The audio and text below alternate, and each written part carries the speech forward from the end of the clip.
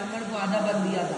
अब उसके पहले का आधा पद वो कैसे दिया था, उसका वृतांत शास्त्र भगवान तो बताते हैं कि वो सोमदत्त ब्राह्मण जब श्रमण भगवान महावीर जब सांवत्सरिक दान दे रहे थे, तब सोमदत्त ब्राह्मण परदेश धन अर्जित करने के लिए गया था, पर परदेश में भी दुर्भाग्य होने के बावजूद वो धन अर्जित नहीं कर पाया। वो खाली हाथ लौट के वापस आया।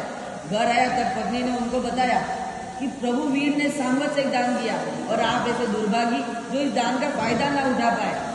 तो वो पत्नी फिर से कहती है सोमदत्त ब्राह्मण को कि जो इंसान एक बार दान दे सकता है वो पुनः दान अवश्य देगा, क्योंकि जहाँ नदी होती है वहाँ जल सूखने के बावजूद भी हमें कभी प्यास लगती है तो हम वहाँ खोदते हैं तो पानी अवश्य मिलता है। वैसे ही जो महान पुरुष होते हैं वो कभी दान देते हैं तो वो पुनः भी दान दे सकते हैं। इसी आशा से सोमदत्त ब्राह्मण श्रवण भगवान महावीर के पास जाते और प्रभु से याचना करते, हे दुख भंजन, हे श्रवण भगवान महावीर, आपके सांवत्सरिक दान के समय मैं यह उपस्थित नहीं था।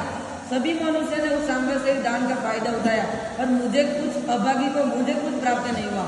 हे श्रवण भगवान महावीर, मुझे आप इस देह दूसरे का आधा हिस्सा दे दीजिए। तब निर्मोही त्यागी श्रवण भगवान महावीर ने उस देव दूसरे का आधा हिस्सा सोमदत्त ब्राह्मण को दे दिया। सोमदत्त ब्राह्मण उसे लेके हंसी धो के अपने गांव वापिस चला गया। वहां जाके गांव में उसने दर्जी को बताया। दर्जी ने कहा, इसकी मूल्य 1,00,000 स्वर्ण मुद्रा है।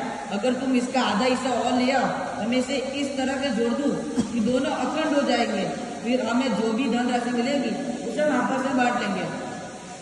दर्जी की बात सुनकर सोमदत्त ब्राह्मण फिर से श्रवण भगवान महावीर के पास गया, पर पहले बार सोमदत्त ब्राह्मण ने भगवान के पास मांगा था, अभी उसे लज्जा आने लगी।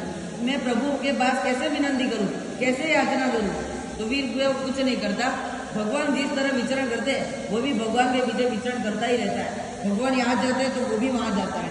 वैसे ही करते करते 1 वर्ष और 1 मास तक सोमदत्त ब्राह्मण प्रभु के साथ विचरण कर रहे हैं, और 1 वर्ष और 1 मास के बाद भगवान का जो आधा देव उसे बचा था वो भी कांटे में फंसने के कारण वो निकल गया।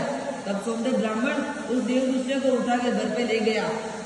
ऐसे ही शास्त्रकार भगवान कहते हैं, जैसे आधा देव से पाने के लिए सोमदत्त ब्राह्मण 1 वर्ष और 1 मास तक प्रभु के पीछे विचरण करे, इसी तरह अगर हमें अनंत ज्ञान यानी कि अनंत मोक्ष की प्राप्ति करनी है ना, तो हमें प्रभु की वाणी को अनुसरना है, प्रभु की वाणी को पूरी जीवन पर्यंत फॉलो करना है, तभी हमें अनंत मोक्ष की प्राप्ति हो सकती है। एक बात समझने जैसे